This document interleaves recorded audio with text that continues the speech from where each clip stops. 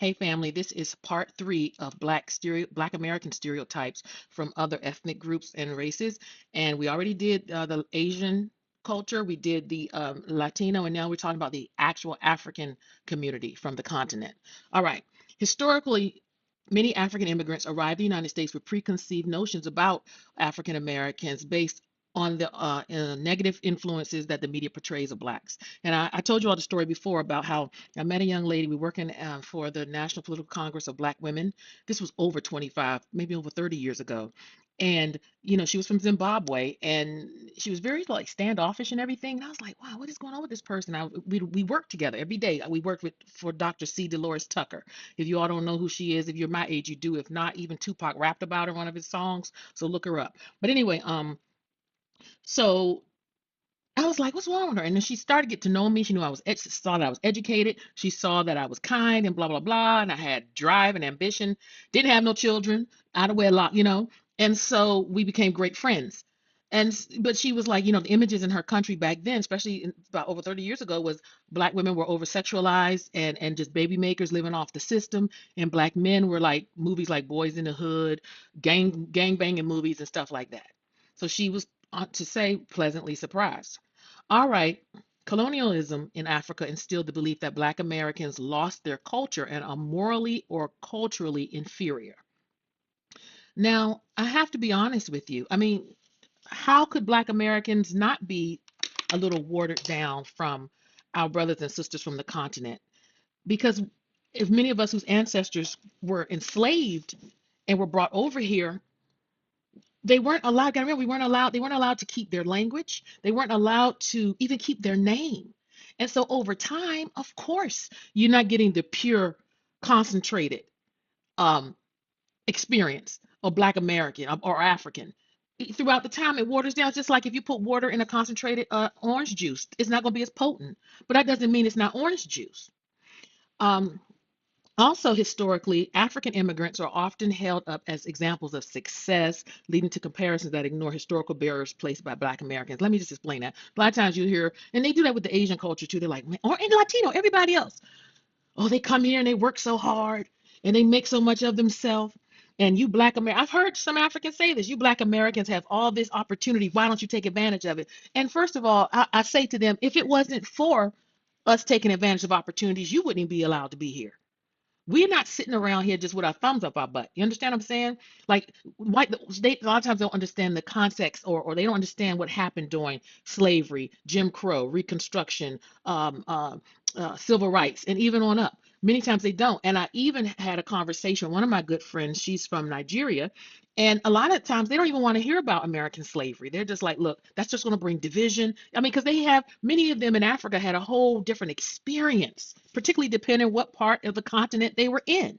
You understand? So it is just needless to say, many of them don't understand. So they're just like, you've been here all this time and you haven't become a multimillionaire, and I'm just getting over. But hey, you don't understand. Systemic racism has played a large part. Affirmative, so it's just like, okay, we just have to educate one another. Let's go over some of the common stereotypes about Black Americans in the eyes of some Africans. One is Black Americans are lazy and entitled. Like I said before, many African immigrants believe that Black Americans do not take advantage of opportunities in the United States. But here's the truth. No, everybody, there's always outliers, right? In every culture, in any situation. Situation. So everybody Black may not. So does everybody that's white. Everybody that's trans. Everybody there is not a monolith of anything. Just like in Africa, everybody in Africa may not be taking advantage of every opportunity. So we can't. It's very hard, and we have to navigate this and not be so judgmental and hard on one another. Another stereotype is that Black Americans are disconnected from African culture. Well, that's not a stereotype. We are in many cases. How could we be unless we grew up on the continent, have family members, and so we know our ancestry. And some of these ancestries and all these places that can check it now, studies and stories are coming out that some of them are not even true. They're just taking your DNA and lying. So yes, in a sense, we may be, but it's not like we want to be disconnected. I can only speak for me and the people that I know. We want to be connected. I remember when I was at Penn State, I was the president of our Black organization called the Association of Black Collegians. And like we wanted to know more about our African brothers and sisters and the continent. You understand? Like we're hungry for that. Hell, I feel like I missed out when I hear my African friends speaking their native tongue. It's just like, oh my God, you know what tribe you come from. You have your cultures. You have the all the idiosyncrasies and nuances that go with knowing what tribe you're from or where your people. We don't Many Black Americans don't have that. So we had to create our own Black American culture. All right, let's talk about the media and the modern examples. African movies and news often depict Black Americans, like I told you, as gang members, entertainers, or hypersexualized.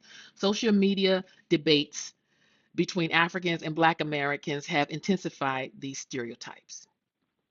However, Black and African collaborations in business, music, and activism are really growing, and they really are. I mean, you see it even in the movies. Like if any of you all watch any of the Nollywood movies, like on Netflix, the great, I'm telling you, the people over there living like in South Africa. Now I understand why the white folk, the Afrikaners and everybody in the Dutch wanted to control Africa for many reasons. The gold mines, the emerald mines, and the diamond mines, not gold, diamond mines, and just the land and everything. But those black people over there now, some of them in South Africa living large, man. I mean, everything is not, see, our media portrays Africa as everybody in the continent got swollen bellies and are emaciated. But that's not the case. So both the America is complicit with our stereotypes of Africans and other people in other parts of the world, and just like a lot of Africans are complicit with knowing the stereotypes of American blacks and the stereotypes they have of white Americans. A lot of times they think that white rice is better. A lot of Africans, if white is better, white is better, white is better. You see a lot of them rushing to marry white women. And it's like, dude, what? What's going on with you? You know? All right, let's go here. Media, and we already talked about the media. Counterpoints and reality. Many African immigrants face the same racial discrimination as Black Americans and come to understand their struggles. See, once they get here and they're thrown into this melting pot, they understand. The white man they don't care if you're from Africa. If they don't like your black skin, they gonna think you are the N word just like us Black Americans. Okay? Some of them have had a rude awakening. Also, Black American culture has had a major influence on Africa. Like I told you before, music, entertainment, their movies, their fashion, how they talk. Watch some of their Nollywood movies. Watch some of the South African movies on Netflix. You'll be like, yo, they biting us. Okay, let's do a conclusion. The damage of stereotypes. These beliefs prevent unity among marginalized groups and uphold white supremacy because it just keeps us separated. It keeps us separated. Second of all, let's move forward. Let's encourage open conversations between the communities, educate people on the realities of Black American struggles and contributions, and highlight examples of cross cultural solidarity.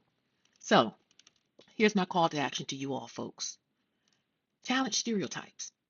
Build alliances and create spaces for dialogue and understanding, guys. Listen, thank you so much for watching this. If you love my videos, continue to like, share, and subscribe. Hit the notification bell so you can be notified when I upload. And hey, if you really want to help a sister out, buy a sister a cup of coffee right here. Yeah, help a sister out. All right. Thank you all so much for all the followers. And thank you for just everything that you all have been doing to grow my channel, to grow my page. I'm really excited about it. All right. Take care. Be blessed. Bye.